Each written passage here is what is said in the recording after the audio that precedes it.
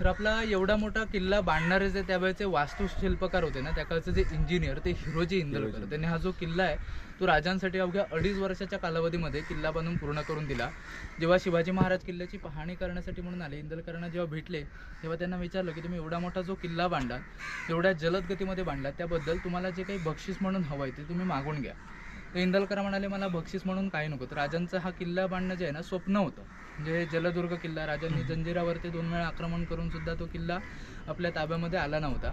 तर त्यांना एकतरी असा जलदुर्ग किल्ला हवा होता. कारण आजूबाजूला पूर्ण जी 720 किलोमीटरची जी कोकण किनारपट्टी आहे ही शत्रूंपासून सुरक्षित राहावी यासाठी म्हणून राजांनी आपला प्रमुख आरमार या ठिकाणी उभा करण्याचा विचार केला. आणि त्या उद्देशाने हा किल्ला बांधणं एक स्वप्न होतं आणि ते स्वप्न हा किल्ला बांधल्यानंतर त्यांचं पूर्ण झालं.